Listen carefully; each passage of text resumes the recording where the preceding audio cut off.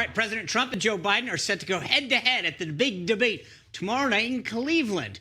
To discuss how President Trump should handle the debates, let's bring in presidential political strategist, best-selling author, Newsmax analyst, Mr. Dick Morris. Welcome back to the show, sir. Hey, good to be here, Sean. Hey, Lindsay. All right, Dick. So here's the deal. Your latest column, you say that the president should talk about the future, not the past. Well, the New York Times brought up the past last night and said the president's tax returns, here's how much he's paid or not paid. How should the president address this issue or not tomorrow night? Tomorrow night, or perhaps in an hour at his press conference. We're taping this early, perhaps in this afternoon's press conference.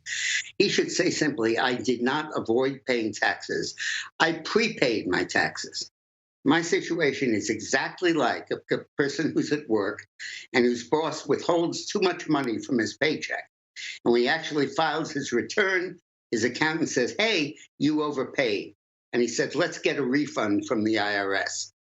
The only difference is that Trump said, don't give me the refund now. I'll take it over the next 2 years.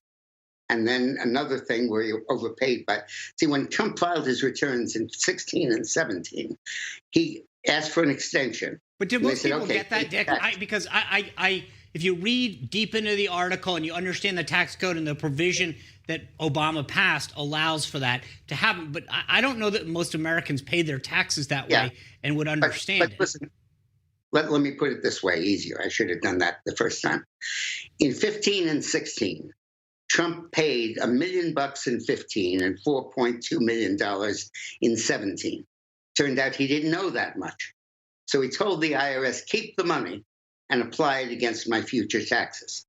The same thing any taxpayer does, except he didn't get a refund. He said, keep the money. Now, there was a separate deal of $72 million where he also overpaid, and he also told the government to keep the money. There was a statutory change that allowed him to do that.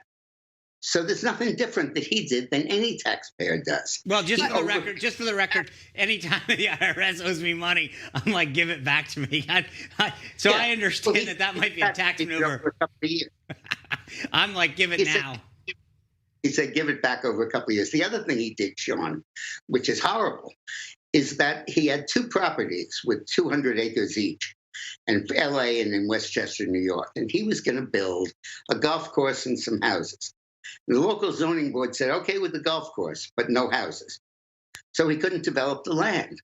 So he said, you know what, I'm going to give it to charity. I'm going to sell the right to develop this land to charity. And I'll take a tax deduction for what it's worth, $119 million. So now instead of homes, it's forever wild, and birds and animals and people can enjoy the green space. Those are the two transactions they're crucifying Trump for. Well, Dick, this is great information, but is that what the president should be saying tomorrow night? Because we know that Joe Biden is going to use this new ammo against him. So should he stay silent on it? What should his response be? Everything that you just said?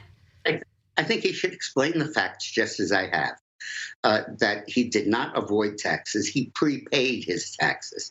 He overpaid his taxes and put this issue away. In the larger context of the debate, his key point should be, let's not play a blame game over the virus. Let's not go back 7 or 8 months and say, you should have done that, I should have done this. I think I did a great job. I think I saved hundreds of thousands of lives. But the important point now is the future. And in the future, I am way better than Biden at rebuilding this economy. Number one, I know it better and I built it. Number two, I'm not going to raise taxes. I'm not going to let illegal immigrants take away our jobs. I'm going to keep tough tariffs on China, which will stop them from messing with us. And I'm going to not switch to fossil fuels and denude our energy sector. So I'll be better in the future than he will. I also think, frankly, he should contrast what he's been able to get done in the last 3.5 years and what Biden hasn't gotten done in 47 years. But that's my take. Dick, we're going to have to leave it there, but I want to have you back next week, and we can kind of contrast what he did say and whether or not you think it was the right thing then. So I appreciate the insight, and let's see how he does tomorrow. Thank you, man. Thank you, lady. All righty. Well, as expected, the left has been attacking Amy Coney Barrett's strong Catholic faith, as well as despicably attacking her family. We're going to talk to our company about just that next.